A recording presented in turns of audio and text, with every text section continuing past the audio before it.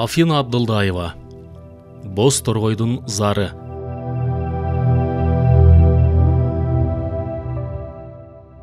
Экинчи аудиобап. Диплом алганча бир жумадай бош жүрүштү. Зейне курбус экөө айчүрөк дүкөнүнө бара жатышса, алдынан бир лөлү аял жолун тосо берди. Мен булардан корком, жүрү укпай басып кете берели, десе Гүлүмкан кылчактап, каяка шашабыз. Булар кыйын, билбегенди билет. Токточу эмне айтарын угалы. Дегенде эле тигил Гүлүмканды шак колдон алып бежиреп кирди. Андан акчасын алып, анан Зейнени карап, "Сен жакында бир жакшы көргөн адамыңдан ажыраптырсың. Аны менен сен абдан бактылуу болмоксуң. Жакында турмушка чыгасың, алыс кетесиң. Калганын акча берсең айтып берем", деди. "Жүрчү кетели, бул тантырай берет", деп Гүлүмканды колунан тартып кетип бара жатса, лөлү аял, "Сен мени укпай кетип калдың. Эч качан бактылуу болбойсуң", деп каргап шилеп кала берди. Макен жөнүндө айтканына таң калса да, турмушка чыгасың деген сөзүнө кыжаалат болуп, тигил аялга жабышып, угалы деген курбусуна ичинен нааразы болду. Зейне ишке барардан мурда бир айга дем алууга үйүнө, Касым Аксыга кетти.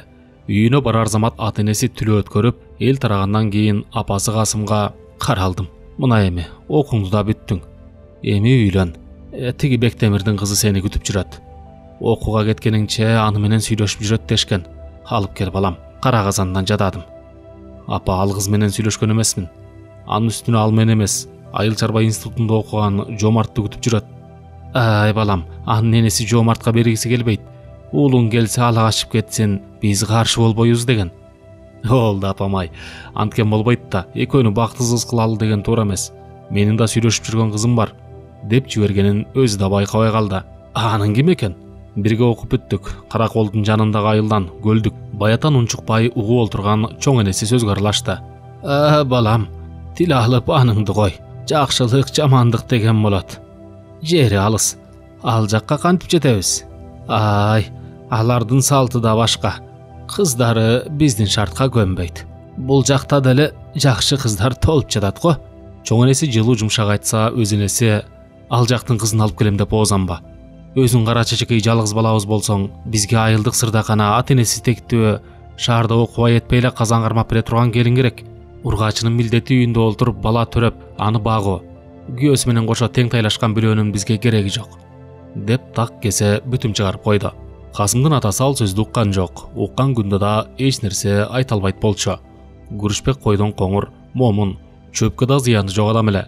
Энелеринин ою ага белгилүү болду. Ошол күндөн баштап Касым эки оттун ортосунда калды. Зейнени көндүрө албай, сүйөр кулдун тилин алып, бүт курсташтарына сөз болсо, үйдөгүлөрү минтип анын сөзүн кабыл албай олтурса, сабыры суз болуп, тамакка табити чаппай, өңүнөн азды. Экинеси улам бир оокат жасап, уулуна ичире албай көзүн карашат. Касым акыры чечкиндүү кадам жасоого бел байлады. Көлгө барып Зейнеге жолугат. "Ала букага барбай эле, биздин районго сүйлөшөлү дейин. Макул десе алып келейин. Апаларым кантмегиле, көнөт да, кабыл албайбыз дешсе кошо кетем деп коркутам." Көлгө келип, бирге окуган кыздан Зейнени чакыртты. Анын жүдөгөн, арыктаган түрүн көрүп, кыздын биринчи жолу ага боор ачый түштү. "Мени чындап эле жакшы көрөт окшойт. Кара, азып тозуп." Ал убакта окууну бүтүргөндөр милдеттүү түрдө 2 жылдык жолдомо менен барган жерине иштемейинче жогорку окуу жайга алынчу эмес. Антпегенде Зейне дароо эле окуусун улантмакта. Эми ала букага жалгыз барып, ал жерде бир бейтаныш зөөкүр ала качып кетсе, эмне кылам?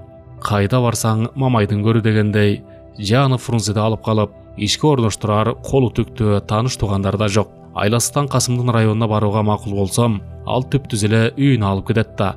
Бир жаман жери аны сүйбөгөндүгү. Бирок биринчи сүйгөнүн деле билбей жүрүп, анан сезбедиби? Мүмкүн Касымды бара-бара жакшы көрүп кетер. Ушундай ойлор аны жетелеп, курсташын какпай силкпей тосту. Бир жумадан кийин жигит үйүнө 20 августта келиниңер менен барабыз Касым деген телеграмманы салып жиберди. Энелери бир сыйра кызылдап, ыйлап сыктап алышып, эртеси эс акылын жыйнап, балабыз айтканынан кайтпады. "Кой эми, элге журтка сөз болбой тойго камданалы. Каз кем келинчек алып келем дептир" деп туугандарына сүйүнчүлөштү. 2 жашты жабыла жадырап тосуп алышты. Элдин батасын алалы деп күндүз аксакалдарды, байбичелерди, кечинде жаштарды чакырып той беришти. Той учурунда айылдын молдосу келип, алардын никесин кыйды. Шаарда окуп сүйлөшүп жүрсө да абийирдүү болуп чыкты деп жеңелер кайнелелерине сүйүнчү айтышып, айыл ичине эртеси эле кабар телефонсуз эле дүң кетип угулду. Кайнелелер да ал кабардан кийин «Кагылайын, уулум эстүү баштуу эмеспи? Андай жаман кыздарга жармашпак беле» деп мончоктой болгон келинине ичтери жылып калды. Айрыкча балпайган буудай иреңдүү, жүзүнөн мээрими төгүлгөн седеп чоң энеси Зейнеге эбедейи эзилип жакшы көрүп, улам анын бетинен сүйүп, баягы жер алыс дегенин унутуп, «Түсү ийгиден түңүлбө» деген балапандай болуп ыйманың ысык экен. «Көчөгөңөр көгөрсүн, алганың менен тең кары кагылайын» деп басса турса алкачы болду. Бирок Зейненин башына бале 3-чү күн эле үймөлөктөй баштады. Белинен ылдый жаагы ооруп, улам эшикке чыгып, айласы түгөнө, чыдабаганынан улам Касым айылдагы медик аялга көрсөтөрү менен аны тез арада районго алып барбаса болбосун айтты. Жашы 17ден 18ге жаңы эле караган жаш келин уялып, оорусун жакшылап түшүндүрө албаганынанбы, кабыл алуу бөлүмүндөгү врачтар аны балдардын жугуштуу ооруларын дарылаган бөлүмгө жаткырып салышты. Ал жылдарда кайсы оору болбосун көбүнчө пенициллин менен гана дарылашчу. Бир нече күндөн кийин өзүн кадыр эсе жакшы сезип калды. Кудай жалгап, ал жердеги медайым кыз ага тең туш болуп чыгып, ага аты эмне экенин билбейм, бирок менин оорум бул жерде жазылгандай ич өткөк эмес да десе, ал Зейнеге таңдана, андай болсо бул жерде эмнеге жатасың деп экөө дароо врачка киришти. Ал аны баштан аяк карап, бүшүркөгөндөй шектүү. Сен эмне анда келинсиңби деп сураганына күнөөлүүдөй башын ийкеп, уялгандан кыпкызыл болуп жер карады. Аны ошол замат аялдар дарылаган бөлүмгө которушуп, антибиотик менен балдар бөлүмүндө бир нече күн дарыланып, жакшы болуп калгандыктанбы, ал жерде аны бир аз гана дарылап чыгарып жиберишти. Бирок үйүнө келгенден кийин деле мурдагыдай курч болбосо да кайрадан эле ооруп, айылдагы фельдшерден укол алууга аргасыз болду. Зейненин жылкы мүнөз кайненеси Мейиз мээримдүү көрүнгүсү келиппи айтор, башкаларга мамиле кылганда анткорлонуп, айланайын, кагылайын деген сөздөрдү такай кошуп, апкөй тилге салып сүйлөчү. Чачынын учуна тагылган чачпагынын күмүштөрү баскан сайын шоокумдуу добуш чыгарып, күлгөнү жаш келиндердикиндей шыңкылдап, айылдын баш аягына шашпай угулган, кыймылдаганы чапчаң, оокат тиричиликке тың аял болчу.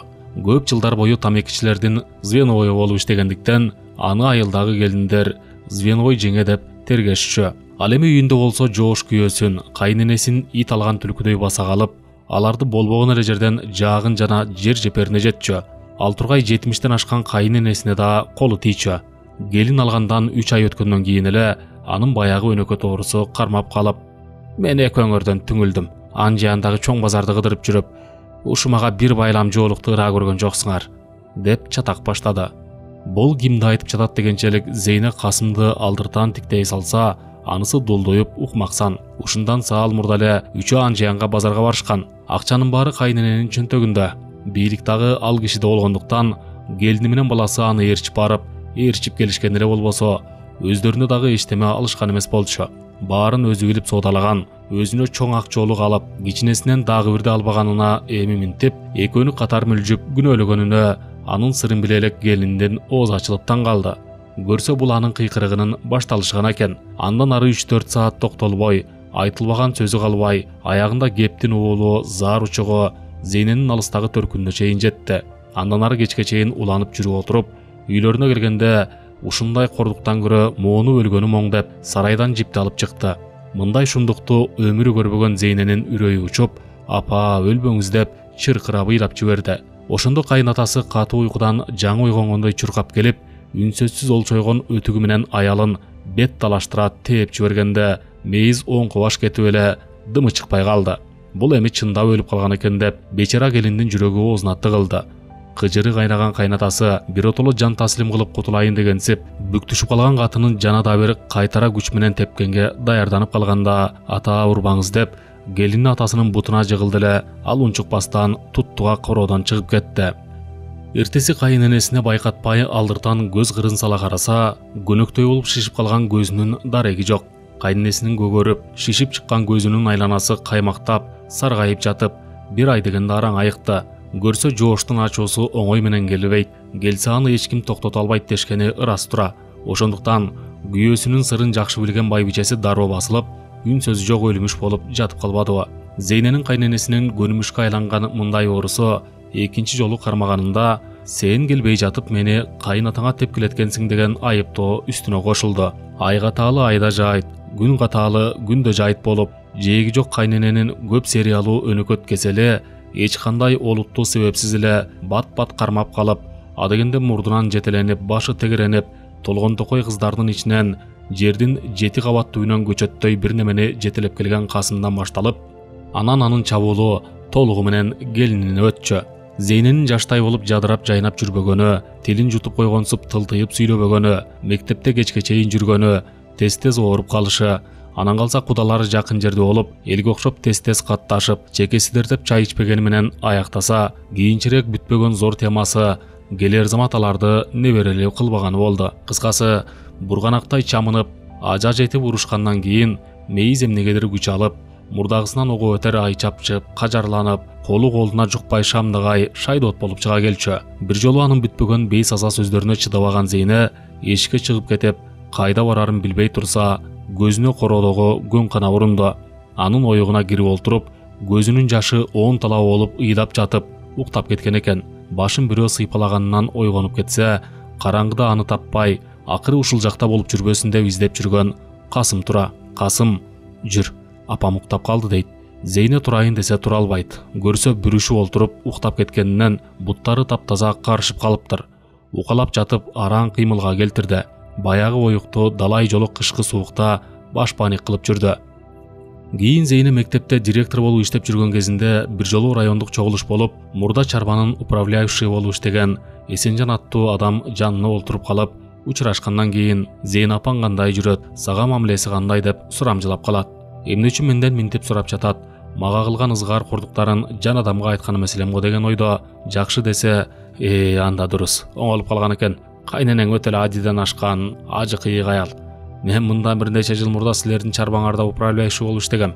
Тамеки талаасы дөңсө жерде болгондуктан минип жүргөн атымдын тумшугу көрүнгөндөн баштап ажылдап кирчү да, мен ошол жерден канча жүрсөм ал ошончо бакырып, анан тамеки аялдар менен коштошуп кетип, астымдагы тобурчагымдын куйругу көрүнбөй калганча басылбастан кыйкырчу.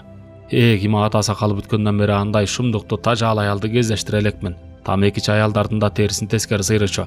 Сага мамилеси жакшы болсо, жалгыз келдим дейт тура. Бечара, анда дурус эле экен. Деп бирок, аттиң, кантип эле ошондой болсун дегенчелик Зейнеге ишенбегендей карап койду. Ишемби күнү айылга келип чайга олтурушканда, баягы күнү райондук чоң жыйында Эсенжан аке мага катар олтуруп калып, сизге салам айтты десе, ал сүйүнүп кетти. Байкуш, дейги ал жакшы жүрүптүрбү? Бизде көп жыл управляющий болуп иштеп кеткен, абдан мыкты киши болчу, деп калды.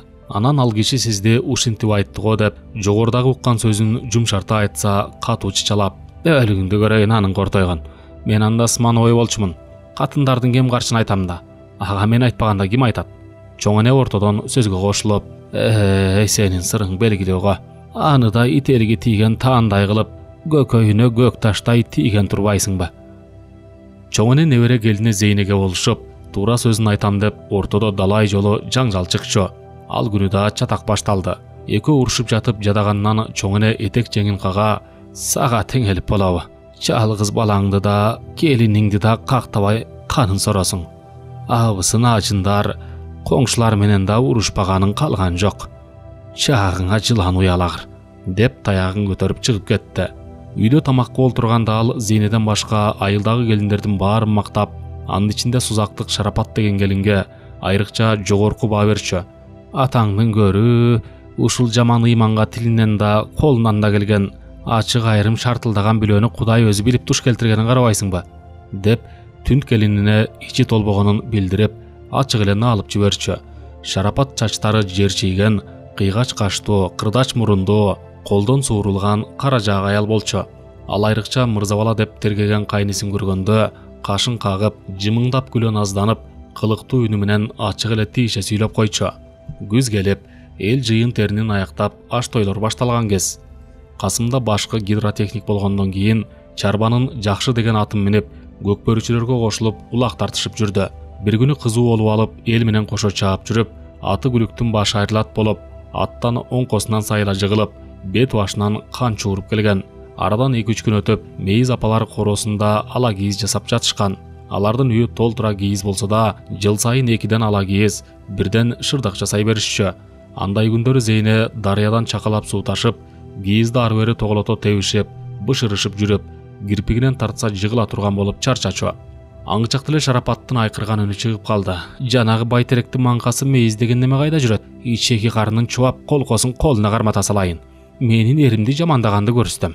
Анын баласы деле мас болуп, аттан жыгылып, көчүп айрылып жүрбөйбү? Сын таккандын сыңары өтүгү майрак. Менин эримден анын баласынын эмне артыкчылыгы бар экен? Шымаланып, кара жындай келаткан алды күчтүү албут келинге күчү жетпесин түшүнө койгон мейиз коркконунан үйүнө кире качты. Анын артынан кууп келген Шарапат жолунуп үйгө кирерде, кийиз жасашканга келген аялдар анын жолун тороп, киргизбей коюшту. Шарапат айтпаганды айтып, көптөн кийин гана араң кетти. Ант ичкендей болуп бозоруп, калчылдаган мейиз бир нече күнгө чейин ошол окуяны эстеген сайын «О, өлүгүңдү көрөйүн шерменде» деп кайталап жүрдү. Ошондон баштап ал Шарапатты олтуруп туруп мактаганын токтотту. Кийинчерээк билингендей, ал башка келиндерди деле калп эле мактачу экен. Анткени мурда мактаганын унутуп, кайра эле алардын да кемчиликтерин таап, жер жеперине жеткире жамандап салчу. Ал эми Шарапаттын атырылып келгенинин себеби такыр башкада экен. Касым бойдук кезинде Шарапатка окшогон шаңкылдаган акыштуу жеңелеринин көңүлүн калтырбай, илгертен бери эле айтыла жүргөндөй кайнери кенчисин далай жолуп алган. Мурунку күнү Касым иштен келатса, Шарапат алдынан чыгып, акең Жалалабадка кетти. Кечинде келип чай ичип кетпейсиңби деп кылыктана кашын каккан. Макул жеңе деп коюп негедир барбай калат. Мындайда дароо жетип келген кайнисин таң атканча күтүп, анын келбегенине жини келген жеңеси урунарга тоо, урушарга жоо таппай отурса, жанагындай сөз угулат. Айылдын ичинде эч нерсе жашыруун калбайт. Баардыгы эртедир кечтир угулат эмеспи? Касымдын айылдын ичиндеги эрдиктерин Зейне келгенден бир аз убакыт өтүп өтпөй эле ага чып-чыргасын коротпой жеткиришкен. Өзүнө сөз айта албай, мококтой көрүнгөн Касымдын ушунчалык катымпоз экенин укканда, адегенде айран азыр болуп, үйрөнгөн адат калабы, уйга жүгөн салабы болуп, анысы калмак тургай бара-бара күчөп, эртеңки турмушу каймакка куймак куйгандай болбосун түшүнгөн. Бирок эстүү келин ага чейинки болгондорго көңүл бөлбөнү чечти. Антпесе бир топ абысындар менен анын мамилеси бузулмак. Билсе да билмексен болуп, аларга күлө сүйлөп, жакшы мамиле жасаганын көргөн коңшу келин: «Жеңе, сиз келгени гана айылда жеңелер менен кайнилердин мамилеси токтолду. Акемдин жакын болгон жеңелерине сиз кантип жакшы мамиле жасайсыз? Мен өмүрү анте албайт болчумун. Сен күйөөңдү жакшы көрөсүң да, а мен акеңди анча эмес го. Анын үстүнө анда мен айылдагы Касымдын 90% жеңелери менен чачташып, башымда түк калбай таз болом да», деп кайра тамашага айланта жооп берген. Касым анда 9-класста окуп, делебеси козголо баштаган убакта Ардан деген жеңеси аны аялзатынын даамын таптырган. Анан кылоосу түшө элек Бозуландын көзү мектепте мугалим болуп иштеген Асандын Гүлай аттуу келинчегине түшөт. Көздөрү жоодураган кара тору сулуунун элеси уктаса түшүнөн, турса өңүнөн кетпей, мектептеги расписаниядан күйөөсү кайсы убакта кайсы сабакка кетерин, кайра кайсы саатта үйүнө келерин тактап коет. Гүлай күйөөсүнө аргасыздан чыккан болчу. Ал мектепте окуп жүргөндө эле таскагы катуу чыгып, колдон кол көтө баштаган. Туугандары аты чыгып калган кызын өңү серт, ачуусу чукул мугалим сөз айттырганда кубанып, кармата беришкен. Асан деген ысым, сулуу көркөм дегенди түшүндүрөрүн ат койгондо эле билишкен эмеспи? Айтор анын арбайы өтө эле суук болчу. Кыз өзү андан артык бирөө албасына көзү жетип, буга шыр макул болгон. Келин болуп келгенден кийин ага жол кеңири ачылып, айылдык далай дон жубандардын соогуна калып жүргөн. Көзү бозоруп жүргөн бозуландардын башын бат эле тегеретип коюу Гүлайга бир түкүрүп койгондой иш эле. Ал бир-эки жолу кылгыра карап койгондо эле жаш бойдоктордун күнү өтчү. Бир күнү Асан мектепке кетер замат Касым анын үйүнө кирип барып, уктап жаткан Гүлайды басып жыгылды. Экөө эзилишип, кумарлары таркабай, араңдан зорго ажырашты. Ошол күндөн баштап Касымдын эки көзү Асандын эшигинен өтүп, кирген чыккандарды аңдымай, бүт ою эси дарты Гүлай гана болуп, аны менен кайра-кайра жолугушууну эңсеп кыйналды. Бирок каргашадай болуп, Касым көп узабай эле жынысынан ооруп калды. Аялдан ооруп каларын билбеген жаш бозой көпкө чейин анысын кимге айтарын билбей, жакшы болуп кетермин деп жүрө берип, оорусу күчөгөндөн күчөп, ириң кан агып, айласы кеткенде бир жеңесине, ал энесине айтып, ичара дүрбөлөңгө түшүштү. Айылдык фельдшер кыргызга турмушка чыккан татар аял болчу. Ал дароо эле аялдан жуккан жугуштуур экенин билип, Тез арада Вен диспансерге барып дарыланусын, эгерде барбаса түбөлүк балалуу болбой каларын Касымга түшүндүрдү. Сааттай болуп так ошол күнү алардын үйүнө Мейиздин өкүл апасы келип калбаспы. Ал бир кезде башкарма болгон кадыр барктуу кишинин аялы болгондуктан аны көптү билген биларман деп эсептешчү. Ал болгон жагдайды угуп, "Кокуй, жанагы айткан жерге бара көрбөгүлө. Менин мугалим кайным ошол жактан дарыланып келгенден кийин төрөп түшүп олтурган эле келинибиз төрөбөй калбадыбы? Ал жакка баргандар тукумсуз болуп калат экен. Андан көрө жаңы төрөлгөн кыздын заарасын ичирип, куркулдайдын уясын таап, ошого отургузгула" деп кетет. Медицинадан өздөрү зулмат, караңгы болгону аз келгенсип, тигинин сөзүнө ишенип, аны доктурга алып барбай, оорусу ого бетер күчөп, алды жагы шишип, баса албай калды. Дагы бирөөдөн жанармай сыйпаса жакшы болот деп угуп, аны да сыйпап көрүштү. Акырында пенициллинди укол менен бербей, флаконуна суу куюп ичирип дарылашты. Айыл ичиндеги дудамал сөз Асанга да жетип, ал аялын токмоктоп, анысы төркүнүнө кетип, бир ай жүргөндөн кийин кайра жарашышты. Ал келин да өмүр бою төрөгөн жок. Кийин бир чечендин баласын багып алышты. Зейне жаңы келин болуп келгенде аны кызгана, көзү күйө, бөтөнчө тиктеген келин ошол Гүлай болчу. Зейне аны менен Касымдын жакын болгонун билчү. Бирок андан оору жугузганын уккан эмес. Кайненеси алган эмес, бүт эле айылдыктар үй бүлө балалуу болбосо эле келинди айыптап, эркектер да тукумсуз болорун кийинки убакта жакшы түшүнө башташпадыбы. Зейне да өзү жаш болгон аз келгенсип, андай балекеттер жөнүндө билбегендиктен кайненесинин оюна кошулуп, өзүн гана күнөөлүү сезип жүрдү. Бир нече ооруканага жатып, Жалал-Абад курортунда да дарыланды. Кулагы угуп, көзү көргөн бүбү бакшы дубаналар калган жок. Сулайман тоосуна Шамшыкалга барып сыйынды. Калчылдап корксо да, Авлетүндөгү ыйык мазарларга да түнөп, шам жагып, "О, жараткан, бала болуп башыма жүн чыкканы эч кимге жамандыгым жок эле. Колумдан келген жакшылыгымды баарынан аябай жашап келем. Мени кайсы күнөөм үчүн жазалап жатасың? Мен дагы баланын жыбар жытын жыттап, алдейлеп, алпештеп багып, чоңойтуп, анын рахатын көргүм келет" деп зарлады. Бирөөлөр бала жөнүндө сөз кылышса эле ага келтирип айтып жаткандай сезчү болду. Картайганда арка бел болор, орун басар ат токур, уул, артыңда апалап ыйлап калар кызың жок болсо жашоонун кереги эмне? Кыргыз элинде төрөбөгөн аялдан көрө улактуу эчки артык деген макал бекеринен айтылбаптырбы деп Зейненин жүрөгү зыркырап, далай буркурап ыйлады. Өткөндө өз ичкиликтен көз ачылбай, байкуш аялы үйдө 6 уулун кантип багарын билбей, аччылаң отурган бир кодойгон кейбир киши мас болуп алып, "Карындаш, ат оонаган жерде түк калат. Менин оонап кеткен жеримде сөзсүз эркек бала калат. Мага окшогон агаңдын көңүлүн бир алып койсоң, сен да төрөп аласың" деп калжаңдабадыбы. Эмне үчүн бул дүйнө мындай алакчы? Эмне үчүн Алла Таала жанагыдай кесирлүү сүйлөгөн келжиректерге бала берет? Үйдө болсо күн сайын Зейненин кулагынын кужурун жеген мейиз дасторконго олтурганда эле баланчанын келининин боюнда бар экен, түгүнчөнүн баласы отуруп калыптыр. Коңшунун кызы энесин таанаганга жарап, тим эле оозу жабылбай күлүп, талпынганын айтсаң, Жаркындын келини анарга талгак экен, Асылдын келини келгенине 5 жыл ашпай 3 балалуу болду деген сыяктуу сөзүн баштап кирери менен Зейненин кекитегинен тамак өтпөй, ичкени ирим, жегени желим болуп, бозоруп олтуруп калат. Коңшунун келини төрөп, кайненеси алып келген жентегин жейин деп, Зейне дасторконго колун сунганда мейиз, "Тарт колуңду.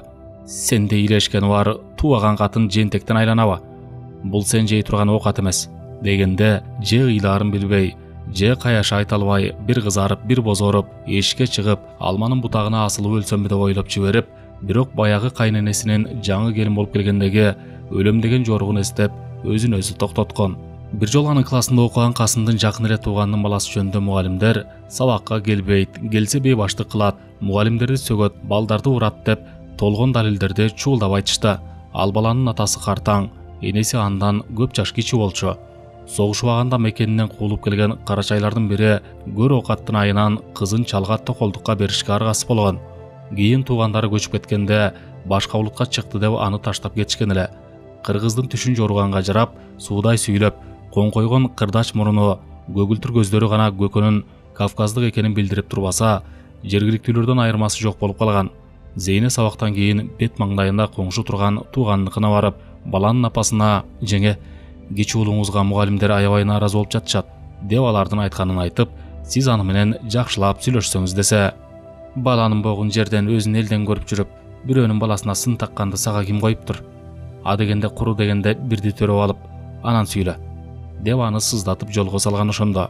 Тигил карачай катын Перзент дегенде ак эткенден так эткен Зейне далай жолу ооруканаларда дарыланып жүрүп, баланын кереги жок деп тажап, боюнан алдыргандарды, мас болуп көчөдө эле жата калып жүрүп, анан кимден боюна бүткөнүн билбегендерди көрүп, таштандыга ырытылган наристелерди угуп, көз жашын көлдөтө, баланы мага окшоп зарлап сурап тилегенге өрбөй, Кудайдан терс баскан тигиндейлерге бергенде түшүнбөй, эмне үчүн мындай болуп жатат, кайсы жазыгым үчүн деп, далай жолу уйкусуз таңдарда атырчу болгон. Бир этегин жаза, бир этегин үзүп аскан катындарды да баланы колу менен жасап алгансып, ичинен өздөрүн Зейнеден өйдө сезишип жатпайбы? Бирдеме болсо эле деги ал бала төрөгөн неме экен, согончогу канабаса, баланын баркын билмек беле деген бейоздор четтен чыгат эмеспи?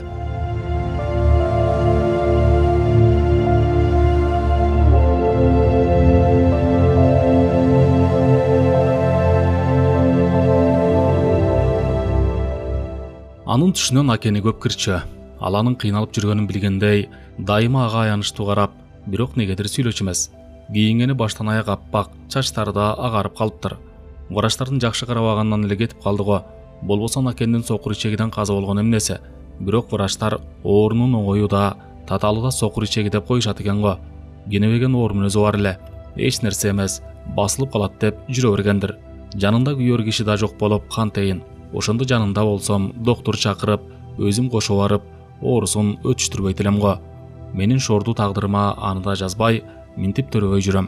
Мүмкүн ага чыксам мындай болбойт беле деп ойлончу Зейне. Улам оорудан көз ачылбай жүрүп, 22 жашында ыйлакча шишик пайда болуп, 1 жылдан кийин операция болду. Наркоз берерде Зейне врачтарга карап, эгерде мен төрөбөй турган болсом, столдо эле калтырып койгула. Анда мага жашоонун кереги жок десе, ажал менен өмүрдүн ортосунда алкымына бычак такалып турган жапжаш келиндин жанынан биротоло кечип турганына врач таң калды.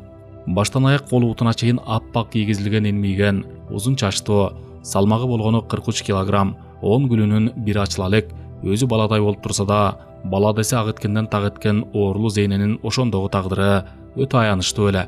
Ал ага чейин 1 жыл бою операциясыз айыгууга далалат кылып, канчалаган уколдорду сайдырып, жанынын кейигенине кайыл болуп чыдады. Натыйжа чыкпай, операциядан башка айла жок дешкенде, эмканадан эшикке боздоо уйлап чыкканы анын көкүрөгүнөн кеткис оор эскирүүлөрүнүн бири эле. Операция болуунун акыркы үмүтүнө суу сээп, чындап эле төрөбөй калуу коркунучу аны кооптонтуп жаткан.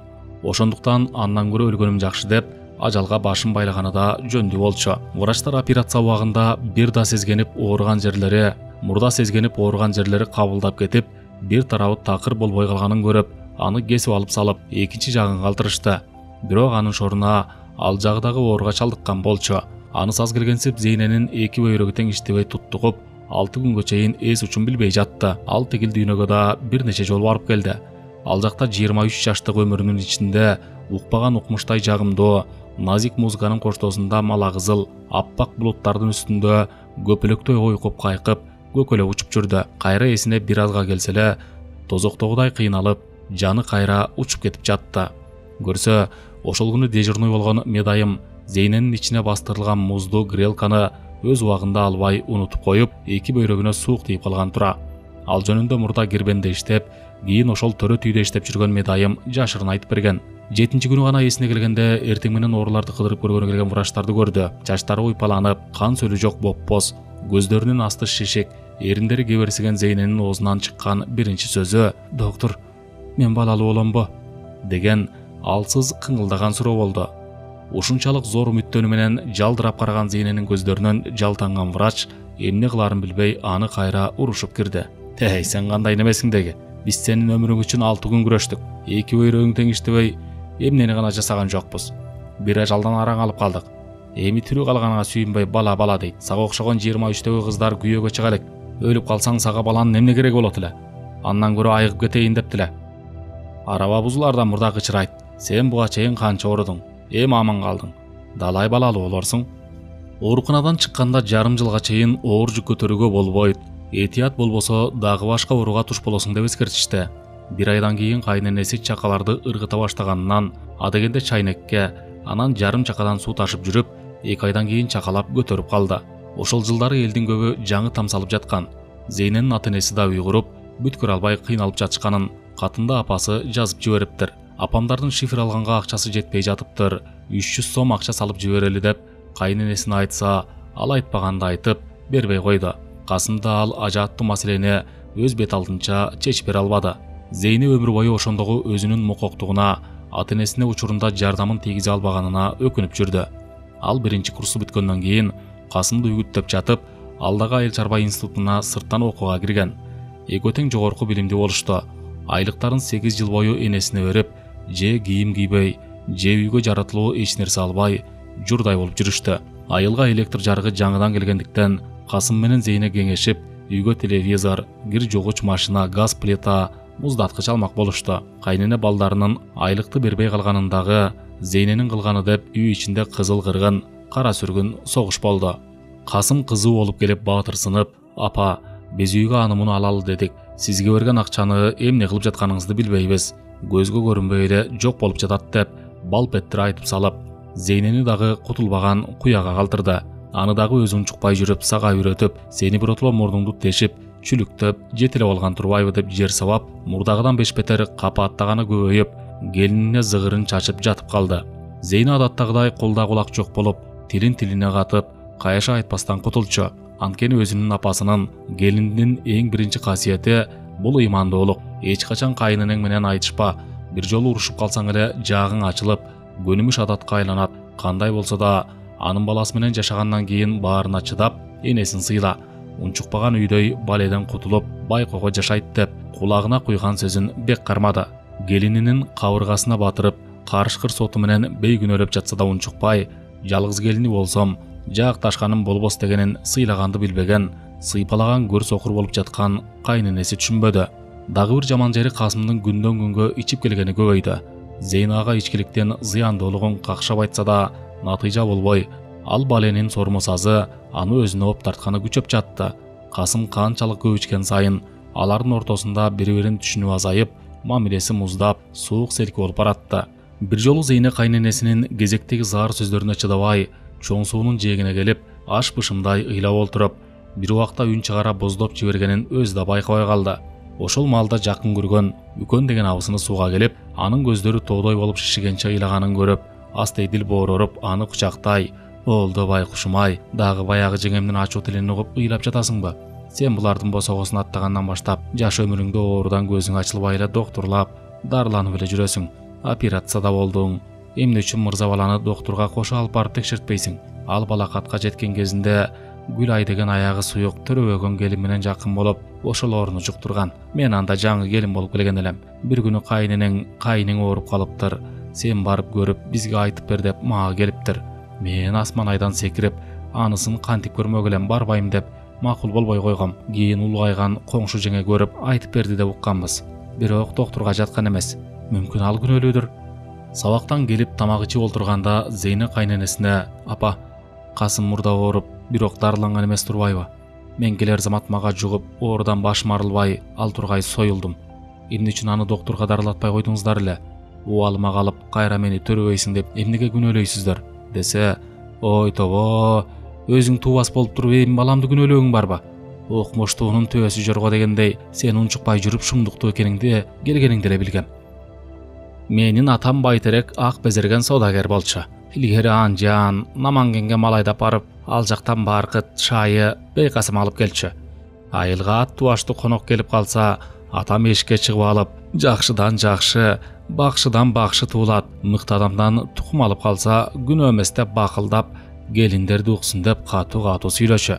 Тиги коңшубуз бошкой деле кичинекей кезинде сакы оолу ооруп, тукумсуз калган деп жүрүшөт. Аялы аркыт күйөөсүн күнөөлөбөй этпей эле, тум баласын Ажыбектен, экинчи кыздын ошол жылдары айылга келип, 5 жыл иштеп кеткен агроном Алымбектен, ортончусун тиги коңшу айылдык эсепчи Борончудан төрөп берди. Никеси бар, мейли төрөй берсин. Касым ооруган оору менен айылдагы Токтомуш, Дүйшөбай, дагы далайыл эркектер ооруган. Баарынын эле аялдары төрөп жатышат. Күйөөң да айып болсо окууга кетип, курортко барып жүрөсүң. Ал жакта соо жүрүп турсуңбу? Туй бербейсиңби? Деп кайын энеси дагы да болсо Зейнени күнөөлөп салды. Ал тургай баласын ак жеринен күнөөлөп, өзүн актагысы келген амалдуу келинге туш болдук деп күйүп пышып жүрдү. Кийин укса тиги кишилер чын эле ооруп, бирок баары убагында доктурга жатып, дарыланып чыгышкан экен. Зейне ошондой тозоктуу турмушта ийненин көзүнөн, устаранын мизинен өтүп, 10 жыл жашап калганда райондук сугат башкармалыгынын жетекчиси бол деп Касымды Кербенге чакырышты. Зейненин башка мектепке кетерин уккан окуучулары абдан кейишти. Бизди унутпай жүрүңүз деп өздөрүнүн сүрөттөрү салынган каалоолор жазылган альбомду белекке беришти. Мектепти мурда бүтүрүп кеткен окуучусу Тагай жолдошу менен мектепке келип, капаска салынган кичинекей боз чымчыкты эжесине сунганда ал таңдана: "Ой, бул эмне торгойбу? Балдар, муну кантип кармап алдыңар? Рахмат, бирок муну кантип багам? Кадимки эле жөжөнүп аккандай буудай, таруу анан суу. Атайы алып келишсе, шагын сындырбайын" деп үйүнө алып келе жатып ойго түштү. Кызык, эмне үчүн толгон канаттуунун ичинен мага торгойду белек кылышты? Мунун аркасында айтылбаган кандайдыр бир сыр болуп жүрбөсүн? Же мени кичинекей болуп туруп, сабакта тилим буудайдай курганын ушул чымчыкка окшоштурушту экен? Зейне эмнегедир өзүн ушул капастагы бүрүшкөн боз чымчыкка салыштырып, өзүнүн жашоосунда тордун ичиндегидей азаптуу экенин сезди. Жазыксыз байкуш, мүмкүн сенин да сүйгөн торгоюң бар болсо чабыттап учуп издеп жүргөндүр. Балким мен бала деп зарлагандай кичинекей балапаның сени күтүп, заргакшап сайрап жаткандыр. Боз торгойдун ыйын уккум келбейт. Менин өзүмдүн деле зарым жетишет. Кур дегенде сен армансыз эркиндикте жаша. Капастан алып чыгып, аны учуруп жиберип, алыстап кеткенче карап турду.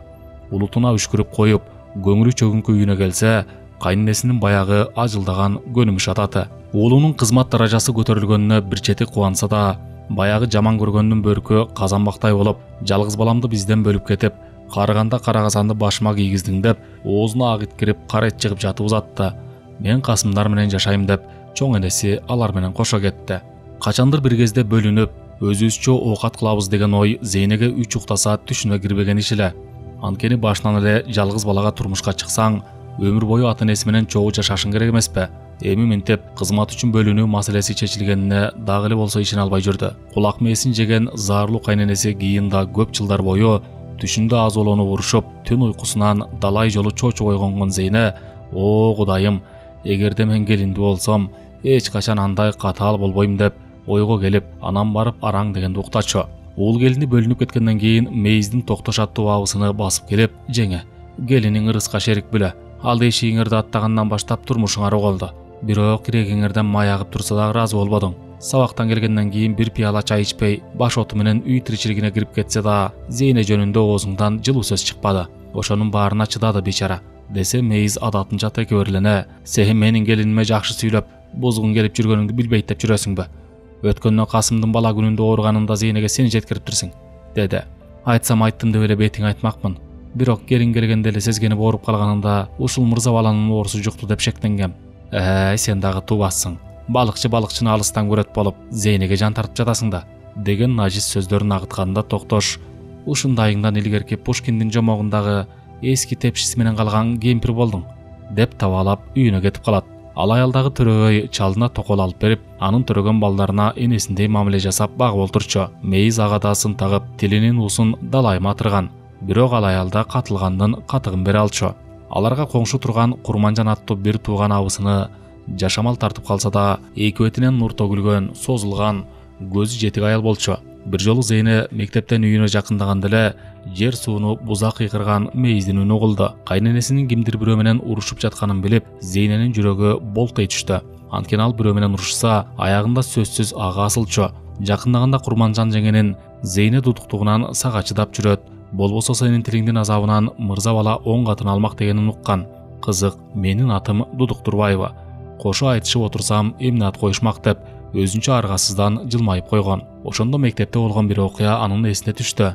Зейненин ачык сабагын талдап жатканда бир мугалим: "Мен Зейненин жылмайганын өмүрүмдө биринчи жолу сабагынан көрдүм.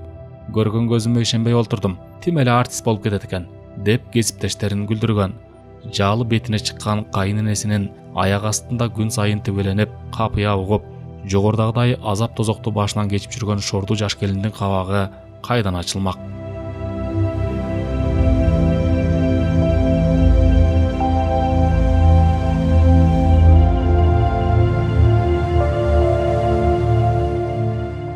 Райондун борборунан Касымдын иштеген жерине 4 бөлмөлүү кенен чоң үй беришти.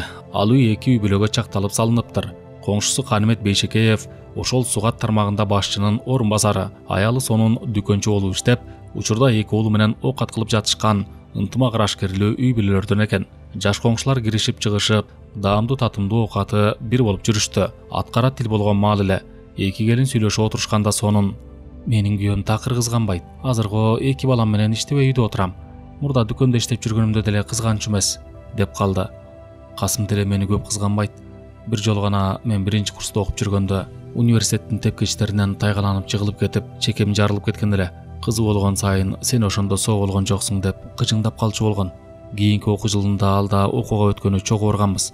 Барар замат университетке эрişип барып, баягы китеп саткан аялдын көзүнчө былтыр ушул жерде бир кыз жыгылып, тез жардам чакырганы сиздин эсиңиздеби десе ооба, ал байкушка жаман болду эле, кийин эмне болгонун билбейм деп калды. Ошол мен мына чекемде тырык калды, сизге рахмат, стулдарыңызды берип жардам кылдыңыз эле десем, эстедим, узун чачың эсимде калыптыр. Эми башың оорубайбы? Эмне окуганы келдиңби? Бул жерден этият бас, дагы жыгылбай. Касым ушул сөздөрдү жанымда туруп уккандан кийин гана ал тема жабылган. Ошол сүйлөшүүдөн кийин сонун баары эле аялын кызганат экен. Мен деле канеметти бир сынап көрбөймүнбү деген ой ага тынчтык бербей, 2 күндөн кийин Зейнеге айтты. Мен мындай кат жаздым. Урматтуу К. Сиздин жазган катыңызды окудум. Жазгандарыңыз сөздөрүңүз укмуш экен. Бирок менин жолдошум балам бар экенин билесиз. Экинчи мындай сөздөрдү жазбаңыз. Жолугалы деп жалыныптырсыз. Ойлонуп көрөйүн. Бирок болбойт го. Сонун. Ой, сонун. Жөн жүр. От менен ойнобой. Канемет сенин ачыңа айланып, тогуңа тоголонуп эле жатпайбы? Иш менен үйдөн башка жакка баспайт. Сен үйдө олтуруп эригип калган турбайсыңбы? Десе, мен аны бир козголтоюн. Мени жолдошторум тамашалап, тийишип жатса да, зыңгырап эле кенебестен күлүп коюп отура берет. Кызганганда түрү кандай болорун бир көргүм келип жатат, деп болбоду. Зейне, андан көрө ал түшкү тамакка келгенде ширеңке сурап келип кал. Мен халаттын чөнтөгүндө өзүң алып ал десем, канеметти сен эле алып берип койчу деген. Ар жагын көрөбүз. Мен сага акырын чыгып белги берем. Сен ошондо кирип кел, деп күлдү. Экөө айтканындай кылышты. Канемет үйгө келип, бешиктеги баласын өп чыттап, чоңураак болуун эркелетип, "Сакиш, тамагың даярбы?" деп колун жууп олтуруп калды. Оокатты алдына кое салып, ал иче баштаганда эшикке чыгып, Зейнеге белги берди. Бир аздан кийин Зейне эшиктен кирип келип, "Үйдө ширеңкем түгөнүп калыптыр, бере салчы. Дүкөнгө анан барармын." "Менин колум бошобой жатат. Тетиги халаттын чөнтөгүнөн ала койчу." "Мен бутумду чечпей эле коеюн. Канемет сиз эле алып берип коюңузчу", деди Зейне. Ал халатты алып, чөнтөгүнө колун салганда эле колуна катурунду. Сонун бир нерсе эсине азыр эле түшө калгансып, "Жок, халатты бери алып кел, өзүм алып берем", деп кыйкырып, кийимин талашып калды. Шектине түшкөн Канемет анын колун кагып, катты алып чыгып окуду да, кара тору өңү боп-боз болуп кумсарып кетти. Сонунду жек көрө бир карап алып, эч нерсе дебестен, тамагын ичпестен чыгып кетти. Эки келин бири-бирин караган бойдон турган ордунда селее катып калышты. "Мына сага кызганбайт дейсиң. Өңүн көрдүңбү?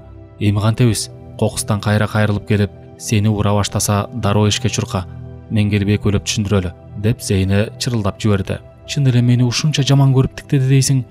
Анын мындай көз карашын эч качан көргөн эмесмин", деди сонун шылкыйып. Канемет ишине барып, жанагы катты алып чыгып, дагы бир нече жолу окуп чыкты. "Инең дурайын, ойлонуп көрөйүн дегенин карасаң, деги эле аялга ишенип болбойт турбайбы? Азыр барып, кайсы акмак менен каталышып жүргөнүн билейин." Кабагына кар жаап, кирпигине муз тоңуп келе жаткан Канеметти терезеден көрүп, чын эле айыпкер немедей сонун дирилдеп корко баштады. Эшиктен кирип келип эле аялын жаактан ары бир салды да, көтөрүп туруп диванга ыргытты. Канеметтин бою 2 метрге жакын. Албан суандай зарделүү. Ал эми сонун болсо тумарча бойлуу, кылмыч эле. Ошондуктан ителиги тийген таандай болуп эле дымы чыкпай калды. Орундукту маңдайына жылдырып, "Эртең агаңды чакырып, катыңды окутуп туруп, сени 2 балаң менен колуна салып берем. Жанагы кат жазган немеңе ойлонуп, кыйналбай эле тийип ал." Сонунун агасы менен ал жакын жолдош болчу. Экөө институтта бирге окуп, үйүнө келип жүрүп, досунун карындашын көрүп ашык болуп калган. Жигит кыздын апасына да аябай жагып, оор басырыктуу, эстүү, акылдуу бала экен. Эгер колуңду сураса кыңк этпей макул бол деп, кызынын кулагына күн мурунтан эле куйган. Ошентип кудалар келип, баарынын макулдугу менен анча-мынча себин арабага салып, узатып коюшкан. Экөө тең кеминдик болгону менен айылдарынын ортосу бир топ алыс болчу. Сонун келгенден кийин райондогу азык-түлүк дүкөндө сатуучу болуп иштеп жүрдү. 2 жылдан кийин тун уулун, кийинки жылы экинчисин төрөдү. Эми балтыр бешик баламды көтөрүп, экинчисин жетелеп, төркүнүмө барсам, апам мени гана күнөөлөйт. Агамдын, элдин бетин кантип карайм? Бул катты кайсы гана шайтан азгырып жаздым экен? Өзүмө өзүм моюнума сыйыртмак салып, эми кантип ишендирем деп, сонундун заманасы курулду. "Сен мени такыр кызганбайсың. Жөн эле тамаша кылып, кызгантайын дегем. ишенбесең Зейнеден сура деп бырылдап ыйласа, сен курдашың экөөң алдап койбол деп. Мен кеткенден кийин китапкана кылыңарбы? Жөндөн жөн эле жок кишиге кат жазып, жаныңа эмне күч келди? Андан көрө чыныңды айт. Калп айтып жаныңды жебе. Ал ким экен ашык болуп сага аябай жаккан ыр жазган. Менден артык болсо, сени өзүм эле колуңдан жетелеп барып, үйүнө киргизип берем. Ой, мен келесо, мени Канимет анча деле жакшы көрбөсө керек. Аны бир кызгантайын деп Зейнеге айтсам, ал кой, оюндан от чыгат десе болбой, жанагыларды ойлоп тапкам. Сен өзүң деле ойлонуп көрчү. Үйүбүз, сенин ишиң баары бир коронун ичинде. Кирип чыккандын баары алаканга салгандай көрүнүп турат. Мен эки бала менен үйдөн чыкпайм. Мага ким карап, ушул үйдөгү жүдөп какаган түрүмө ким кызыгат? Катты өзүм жазгам. Тиги кат менен кол тамгамды жакшылап салыштырып карасаң, деп түн ортосуна чейин безилдей карганып жатып, алда жалда менен Каниметти араң ишендирген. Кийин жарашкандан кийин эки үй бүлө биригип чай ичишкенде көпкө чейин Канимет эки курбунун ролду кандай ишенимдүү кылып аткарганын шылдыңдап күлүп калчу. Ошондон кийин сонун күйөөсүн экинчи сынабас болгон. Көп узабай эле Каниметти башка районго жетекчи кылып которуп, ынтымактуу коңшулар бөлүнүшкөн. Карыш бөлүнгөн карыганча кошулбайт дегендей, ошол бойдон Зейне менен сонун 30 жылдан кийин Бишкекте жолугушту. Эки курбу сонундун кызыктуу операциясын эстеп бир топко күлүштү. Канимет Бейшекеев андан кийин Нарын, Ысык көл областарынын көптөгөн сугат тармактарында жетекчи кызматтарда иштеп, Кыргыз СССРнин айыл чарбасына эмгек сиңирген кызматкер болгон. Ал 4 уул, 1 кызды болушуптур. Балдарынын баары төбөсү журтка көрүнгөн кызматкерлерден экен. Бири кемдүйнө дегендей, алардын алды гана үйлөнүп, окууларын бүт электе, биринин да убайым көрбөй, Каниметтин кан басымы жогору болуп жүрүп, бааны дүйнөгө көчүптүр. Райондун борборундагы орто мектептин директору пенсияга кетип, анын ордуна Зейнени мектепке директор коюшту. Окуу тарбия иштерин жакшыртуу үчүн мектептеги иштин өзөгү сабак болгондуктан, педагогикалык жамааттын алдына биринчи максат ар бир сабакты оор, китеп менен гана өткөрбөй, көрсөтмөлүү кылып өтүү талап кылынды. Ата-энелер менен бир нече жолу чогулушу өткөрүлүп, ага укук коргоо, санитардык гигиена уюмдарынын өкүлдөрүн катыштырып, үйдө балдардын окуусуна, жүрүш-турушуна көзөмөлгө алуу иштери күчөтүлдү. Өспүрүмдөр терис иштерге колунун боштугунан барышат эмеспи? Ошондуктан мектепте ар кандай ийрим иштерин жандандырышты. Дагы бир маанилүү иш кабинеттерди түзүү, аларды техникалык каражаттар менен жабдуу болчу. Мындай талаптар айрым мугалимдерге жаккан жок. Аны баамдаган жаш директор адегенде алдыңкы мугалимдерден топ түзүп, биринчи алардын сабактары боюнча кабинет түзүүнү пландап, ишке киришти. Бир жылдан кийин областка, министрликке кайрылып жатып, мыкты мугалимдерге Ардак Баракча эл агартуунун отличниги наамын алып берди. Эмки максат башка мугалимдерди алдыңкыларга теңөө эле. Мектепти жаңы окуу жылына карата даярдыкты эң жакшы жүргүзгөн үчүн райондо биринчи орунду ээлешип, акчалай сыйырга алышты. Областтык кароодо кабинеттик системага өтүүдө алдыңкы орунга татыктуу болушуп, гезитке макталып чыгышты. Бул иштер мугалимдердин духун көтөрүп, окуу тарбияга болгон мамилеси өзгөрүлө баштады. Зейнени коммунисттик партиянын катарына алышып, бир нече жолу Ардак Баракчыларды алып, эл агартуунун отличниги болду. Ошентсе да бул иштердин баары эле оңой олтоң эле бүтө калчу эмес. Окуучулардын билим деңгээли 1-2 жылда эле оңолуп кетмек беле. Ичкиликти жакшы көргөн, сабагына даярдык көрбөй эле келе берген мугалимдер, балдарынын тарбиясына көңүл бөлбөгөн ата-энелер, сабактан качкан окуучулар, тартиби жоктугунан милицияда эсепте турган өспүрүмдөр менен иштөө, толгон чарба жумуштар күн сайын чыгармачылыкты, улам жаңы тарбиялык ыкмаларды, талыкпаган изденүүнү талап кылган татаал да, кызыктуу да иш эле. Мээнеткеч Зейне үйүндө да жаны тынбай, ар бир бөлмөсүн зыйнаттап, кирсе чыккыс кылып келиштире жасап койду. Көрөм, өзүңөрчү оокат кылганыңарды деген кайненеси 2 айдан кийин келип, жаңы тирлик, уул келинин үйүндөгү орду менен коюлган эмеректерди, кооз тигилген айнек пардаларды көрүп, сүйүнгөндүн ордуна ичи күйүп, муну карасаң, биз менен 10 жыл жашап, мындайларды жасачу эмес, деп анын түн уйкудан безип сайган туш кийиз, кийим парда, кураган төшөктөрүн унутта калтырып, үйүнө барганда бир нече күнгө чейин жинденип жүрдү. Мейиздердин үйү болгону 2 чоң бөлмө менен далистен гана турчу. Биринде шыпка чейин жүк чыйылып, анын жарымы жалаң гана кийиз, түрбөл жүндөн, калганы журкандар эле. Терезелери кичине, жапыс салынган үйгө кандай айнек парда, туш кийиз таксаң да, ичи күңүрт болгондуктан жарашыгы байкалчу эмес. Ар бир ишемби сайын касымдар чоң энесин алып, айылына барып турушту. Чындыгында Зейне нажис, төжөгөр аялдарды жаман көрчү. Үйгө башы кирер замат ичин жууп, тазалап, кир жууп, оокат жасап кирчү. Эшиктин алдында бөлөк салынган дарча айнектүү ашкана, кампадан турган чакан үй бар эле. Жайдыргычтыр оокатты ошол жерде жасап, тамакты да ошол жактан ичишчү. Бул келгенде да адаттагыдай бир бөлмөнүн тактайын жууп бүтүп, сууну алмаштырганга эшикке чыккан Зейне апасы менен Касымдын ашканада шыбырашып отурганын, аны көргөндө унчукпай калышканын байкап, өзүн ыңгайсыз сезип, суу алып үйгө кирип кетти. Эне баланын ортосунда келинге айтпаган купуя сыр болор деп Касымдан кийин да эч нерсе сураган жок. Бирок Касым үйүнө барып келгенден эртеси катуу мас болуп келди. Зейне ал ичип келгенде эч нерсе айтпай, сүйлөбөй койчу. Бул жолу да унчукпастан тамагын астына коюп, өз жумуштарын жасап жатты. Касым туталанып, тамагын жакшы ичпестен тултуйуп жатып алды. Кийин белгилүү болгондой, айылда каргашалуу жол кырсыгынан Аман деген тууганы казы болуп, үйүндө карган эжеси, келинчеги жаңы төрөлгөн уулу менен жапжаш келиндин башын Касымына байлатып коюуну энеси көздөп жаткан тура. Аялыңды кетир десе болбойсуң. Ошол келинге астыртан нике кыйып коелу. Жакшы келин. Барып келип каралашып турасың. Төрөп берсе, Зейне экөөңөргө өзүм чоңойтуп берем. Экинчисин өзү бага берет, дейт апасы. Апа, болбогон сөздү айтпаңызчы. Азыркы заманда антип эки аял алган кантип болсун? Анын үстүнө келинин алган уят эмеспи?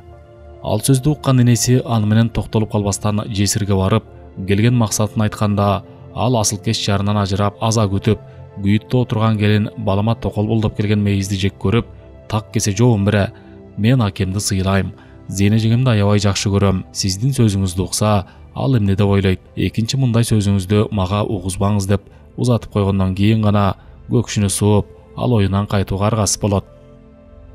Мейиз жалгыз уулу келини бөлүнүп кеткенден кийин кара казанды картайганда кармап отурбай, чалына токол алып берүүнү чечти. Жакшы көргөн тайэжесине айтып, экөөлөп издеп жатышып, акыры турмуштан кыйналган бир үй бүлөнү табышты.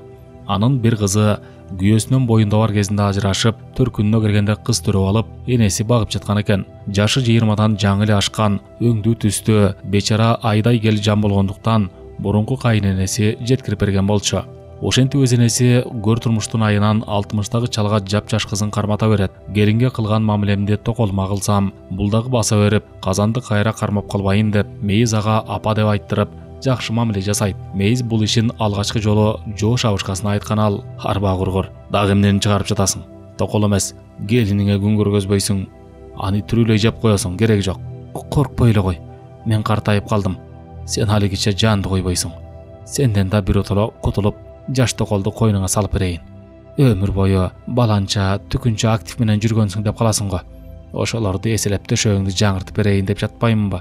Деп андан ашып түшөт. Чындыгында мейиз жаш күнүндө күйөөсүнүн көзүнө далай жолу чөп салганын баары билчү. Мейиздин көктөн тилегени жерден табылып, сиңдиси шатырата 5 бала төрөп берди. Күтүлбөгөн жерден эле седеп эне мээсине кан куюлуп, тилден калып 3 күндөн кийин каза тапты. Пейили жакшы, боорукер, камкор чоң энесине уулу келини аябай күйүп, азасын жакшылап күтүп, кастарлап жайына коюшту. Зейненин жакын туугандарынын кызы Гулиса Москвадан окуусун бүткөндөн кийин ошол жакта иштеп калып турмушка чыккан. Күйөөсү авиациялык техникалык институтту бүтүргөн. Анын атасы ошол окуу жайда окутуучу, көрүнүктүү алым болчу. Илимпоздун чөйрөсүндө көптөгөн тааныштар бар эле. Бир жолу Гулиса дүйнөгө атагы чыккан бир врачка сүйлөшүп койдум. Москвага келип көрүнүп кет деп Зейнени чакырып калды. Профессор Арбат көчөсүндөгү клиникасында аны жылуу кабыл алды. Адегенде аны отургузуп алып, бала күндөн берки бүт ооруган ооруларын жайма-жай сурап, анан күйөөсүн, оорусунун белгилерин сурады. Болгонун болгондой бүт айтып бүткөндөн кийин гана эми чечин көрөйүнчү деди. Ошондо Зейне өз мекенинде өмүрүндө канча гинекологторго көрүнүп жүрүп, бири да күйөөсү жөнүндө сөз кылбаганын ойлоп койду. Ал кезде Зейне болгону 25 жашта эле, бирок келин болуп келген 8 жылдын ичинде перзенттин айынан укпаганды угуп, көрбөгөндү көрүп, барбаган жери калган эмес. Турмушка чыккандан баштап жүздөгөн ийнелерди сайдырып, нечендеген дарыларды ичти. Акыры күлгөндөй жапжаш кезинде бычак жеп, союлуп, бир өлүмдөн араң аман калган. Эми москвалык доктор эмнени айтат деп таң атканча уктай албай келип, минтеп коркуп олтурат. Ушул азаптын баары эмне үчүн, ким үчүн тартып жүрөт? Ким күнөөлүү? Өзүбү же Касымбы? Бүгүн жооп алалабы?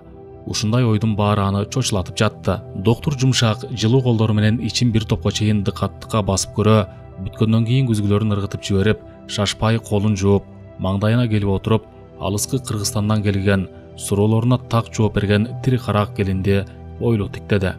Медицина жагында таптакыр караңгы турбайбы? Ал жактагы врачтар да кызык го. Төрөбөгөн аял келсе дароо күйөөсүн кошо текшериш керек да. Бул бечараны ушунча жыл бою кыйнай бербей, ооруну жугузган күйөөсүн убагында кошо дарыласа эле экөө тең айыгышып бултура болмакта. Эми оорусу күчүп олтуруп союлуп бир жагы алынып калыптыр. Экинчи жагы да жарабай калган болуш керек. Аны жөнөкөй текшерүү менен аныктай албайсың. Эгерде түтүктүн ичи бүтүп калган болсо, үйлөнгөн дары ары өтпөй туруп калат да экинчи жолу союшка туура келет. Бирок биринчи кезекте күйөөсүнүн анализдерин көрүп, аны дарылап айыктырып, андан кийин гана бул келиндин түтүгүн атайы жол менен текшерип, жарабай калса операция жасап, аны алып таштап жасалма түтүк салыш керек. Кызым, ооруңдун тарыхын кунт коюп уктум. Өзүңдү көрдүм. Түтүгүңдөн башкасы баары нормалдуу. Түтүктү атайы башкача жол менен текшерет. А дегенде элиңе барып, жолдошуңду текшертип, жыйынтыгын эжеңе салып жибер. Ал мага алып келип берсин. Мен ага кантип дарыланыш керектигин жазып берем. Менин билишимче сен айткан симптомдор гонореяга окшош. Ал оорун убагында дарыласа эч кандай коркунучу жок, айыгып кетет. Дарылабай койсо өнөкөт ооруга айланып, эркек тукумсуз болуп, аял төрөбөй калат. Лабораториядан анализди көргөндөн кийин дароо күйөөңдү кошо дарылаш керек болчу. Сен андан инфекция алып, такай ооруп, акыр кистага айланып, операция болуп, балалуу болуу шансың 90% азайган. Эми жолдошуң кеминде 1 жылы дарыланышы керек. Ал айыккандан кийин өзүң бул жакка кел. Мен түтүгүңдү текшерип дарылап берем. Демек мени ушунча азапка салган Касымдын бозулан кезинде ар кайсы аялдарга чуркап жүрүп, аягында жанагы аягы суюк Гүлайга барып жүрүп тапкан олжосу турбайбы? Уулунун оорусун көрүп туруп, доктурга жибербей коюп, менин да багымды байлап салган кайненем экөө экен да. Баарынан да ушул бойдон төрөбөй калып, баласыз өтөмбү? Анда менин бир атым Туубас, бир атым Кубаш болуп, мен жөнүндө сөз болгондо, баягы төрөбөгөн Зейнеби дешет да. Ал тургай бир күнү кайненем сени окуп жүргөндө эле боюнан алдырган го. Болбосо эмнеге токтолуп жүрөт дешти деп, сүттөн аппак келгенимди билип туруп, жылаандын башын көргөзбөдү беле. Өлгөнүмдө да бечара жакшы аял эле, болгону төрөчү эмес деп айтышат эмеспи? Үйгө барар замат Касымды текшертип, бир жаңсыл бололу деген ой менен келген Зейне, эртең доктурга баралы. Мен сенин ооруганың жөнүндө айтып берсем, күйөөңдүн анализин Москвага салып жибер. Менин көрсөтмөм менен дарыланасың деп айтты. Болбогон сөздү айтпачы. Эч кандай текшерүүгө барбайм. Москвага барып ошону таап келдиңби? Мени ал жакта жатып алып кантип дарылап жиберет экен? Деп Касым болбой койду.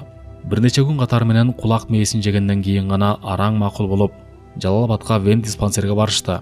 Ал жердин врачтары мурда Касымдын районунда иштеп кеткен эрди катын болуп чыкты. Зейне кирип келген максатын түшүндүрсө аялы, жакшы болот, чечингин. Алгач сени көрүш керек деди. Мен эмес, кеп Касым жөнүндө болуп жатат. Анын анализдерин алып, лабораториянын көрсөткүчтөрүн жазып бериңиздер. Башка жака салып жибериш керек десе, ага эмнегедир Зейнени көрүш керек болгонсуп, жок, экөөңөртүдөн көрүшүбүз керек деп көшөрдү. Мени көрө элек силер эле калсаңар болуптур деп көрүнүп бүткөндөн кийин сыртка чыкса, Касым жок. Араңдан зорго макулдатып алыстан алып келсем, биринчи аны көрбөй, мына эми кетип калыптыр деп кейип, артынан келсе тиги шылкыйып, аялдыма табыл турат. Зейне мени кыйнабачы. Сени төрөбөйсүң деп бир жолу да ооз ачкан жокмун го. Менин ооруганым чын. Жаштыгымдан түшүнбөстүктөн убагында дарыланбагам. Ошондо эле айылдагы доктор дарыланбасаң баласыз болуп каласың деген. Сен биринчи ооруганда эле ичимден шектенгем. Бирок коркуп, сага айта алган эмесмин. Экөөбүздүн балалуу болбой жатканыбызга мен күнөөлүү болушум керек. Бирок аныгын билбей эле коелучу. Эгер билсем, мен ичип кетем же өмүрүмө кол салышым мүмкүн. Сенин мага эч нерсе айткан айтпаганыңдын бул жерде таптакыр мааниси жок. Кеп бизге бала керектигинде. Балалуу үй гүлүстөн, баласыз үй көрүстөн делет го эле озунда. Экөөбүз өмүр бою бири-бирибизди тиктешип олтурабызбы? Балалуунун багы бар, баласыздын муңу бар дегендей, менин муңзарым ичимде батпай баратат. Эгер сен таза болсоң, мен башыңды чырчатагы жок ачам да унчукпай гана Фрунзеге кетип берем. Башка бирөөгө үйлөнүп балалуу болосуң. Ооруң болсо дарыланып айыкса болот дебедиби? Жүр, ушунча жерге атайылап келип, көрүнбөй кетмек белең. Деп канча какшап айтса да, Касым көшөрүп болбой, үйлөрүнө түнөрүп кайтышты. Зейненин башынан эле үзүлүп түшө сүйбөгөн жүрөгү муздап, ушунча кордуктар күйөөсүнүн айынан болгонун, экөөнүн келечеги үчүн эч нерсе жасагысы келбегенин эми даана түшүнүп, аны менен сүйлөшмөк тургай жүзүн да көргүсү келбей калды. Касымдын ичкиликтен башка эч нерсеге кызыкпай, күндө сасып келип жатып калганына жини келип жүрсө, Зейнеге дагы толгон ушакты айтып келишти. Көрсө жаш күнүнөн ар кимге жүгүрүп, көнүп калган адайтес сугат системасынын чоңу болуп, зоолосу көтөрүлгөндөн кийин кайрадан күчөгөн тура. Бир күнү мас болуп алып, жанындагы жолдошуна улаан башка аял көзүңө жакшы көрүнөт, ал тургай өзүңдүн аялың менен бирөөнүн короосуна барып жатсаң да кызык эмеспи деп кат кырып жатканын ашканада жүрүп угуп, анын көңүлү ого териренжип, ушунчалык арам порос адам менен өмүр сүрүп, кор болуп жүргөнүн акыры анык түшүндү. Азыркы учурда үйлөнгөнүнөн ажырашканы бат болуп, үй бүлөнүн курулушу да, бузулушу да оңой болбодубу. Ал кезде ата бабабыздын мурастары унутта кала элек, үйү бузулгандарга башкача көз менен карашчу. Айрыкча аял кишине бир жолу күйөөдөн чыкса эле начар аял, экерден чыкса анын аты шерменде делчү. Аял жакшы, эр жакшы, вазир жакшы, хан жакшы дешип, оңолбогон күйөөнүн күнөөсү дагы аялга жүктөлчү. Илгери калмактардын өзүң билбе, билгендин тилин алба деген каргышы болгон экен. Мындан жаман каргыш болобу? Өзү билбесе, билгендин кебин кулагына илген адам жаман болбойт го. Касым ошол айткан сөз кулагына кирбегенден ата безерден болду. Зейнеп бул туурасында далай жолу ойлонуп толгонуп, алгач ачкан эшигин биринчи аттаган босогосун сактап калыш үчүн, ичкиликтен айыктыруу үчүн көп аракеттерди жасады. Бирок анын баары талага кетти. Бала багып алалы десе да тиги көнбөдү. Ошентип, үй бүлөдөн таппаган бактысын мектептеги ишинен издегенсип, иши менен алаксыйт. Аспирантурага сырттан кирди. Баламат болуп күтүлбөгөн жерден Зейненин жаш эле апасы, андан көп узабай атасы казы болду. Экөө тең каникул убагында биринин артынан бири кеткендиктен жайлай айылында болуп, отпуск убагында бүтүп калганда келсе, Касым ичкенин мурдагынан көбөйтүптүр. Эми ал Зейнени жаман сөздөр менен сөгүп, ал тургай кээде үйгө түнөбөй да калчу болду. Анын тигил аял бул келин менен жакын экендиги жөнүндө сөздөр Зейнеге тынымсыз жетип жатты. Өзү төрөбөсө, тигинисинин жоруктарын айласы жок көтөрүп, ажырашпай жүрөт дегенди да укту. Бир күнү катуу мас болуп келип, 20 жылдан бери кол көтөрүп урбаган Касым Зейнени эшиктен кирип келип эле башка көзгө койгулап, мойнундагы накендин эжеси белек кылган жубар бермет шуурусун жулуп ыргытты. Унчукпастан жек көрө караган Зейненин көздөрүнөн жалтандыбы, сөгүнүп жатып уктап калды. Жерде чачылып жаткан ак берметтерде күмүштүн күкүмүндөй терип та, муңкана ыйлап та жатып, аны кайра тизип алса болорун. Бирок турмушунун так ушул мончоктордой болуп чачылганын, Касым менен жашоосун улантууга аракет жасоонун мындан ары кажети жоктугун ачык түшүндү. Эртеси эрте районуга барып, аспирантурага окууга кетерине байланыштуу иштен бошотуп коюусун суранып, арыз жазып кирсе, жетекчи жибергиси келбей, кетирбегенге аракет кылып жатып, араң кол койду. Мектебине келип, завучуна мөөрдө иш кагаздарын өткөрүп берип, мугалимдери менен коштошту. Баары анын эмне себептен кетип жатканын түшүнүшүп, иштеринен аяп турушту. Эртеси күнгө учакка билет алып, үйүнө келсе Касым жок экен. Кечинде да келбеди. Шашпай үйдүн аяк башын иретке келтирди. Кийим кечесин, документтерин гана алып, Касымга кыска коштошуу кат жазып, эртеси аэропортко келсе, чогуу иштешкен мугалимдер аны күтүп турган экен. Учактан терезени карап телмирген Зейненин Кудайга зары жеткенби айтор, алдыда аны кандай жаркыраган тагдыр күтүп турганынан азыр такыр кабары жок эле. Баягы торгойду белекке берген Зейненин мурдагы окуучусу Тагай 20 жылдан кийин кокусунан Бишкектен жолугуп калды. Эжекесин болбой кафеге чакырып сүйлөшүп олтуруп, Жалал Абадтагы пединститутта проректор болуп иштей турганын, үйлүү жайлуу 5 баланын атасы экендигин айтып берди. Зейненин эсине биринчи күнү алардын классына кирген күнү түштү. Бирок директор агай мени ээрчитип киргенде, эгер эжеңерди капа кылсаңар, эмне болоруңарды билесиңер, деп сырдуу карап койду эле. Силер дагы билебиз деп күлгөн болчусуңар. Ошону кийин мен да ойлоп жүрөм. Эмне кылышчу эле? Мугалим агайлар эжекелерди эшикке чыгарып жиберип, өздөрү эки тарапка 3төн туруп алып, бейбаштык кылган баланы топтой бири-бирине катуу түртүшчү. Эшчерибиз көк ала болчу эмес. Анан күбө болор эч ким жок. Даттан алчу эмеспиз. Ай, ошондой кантип болсун? Андай учур өтө чектен ашкан учурда гана болчу.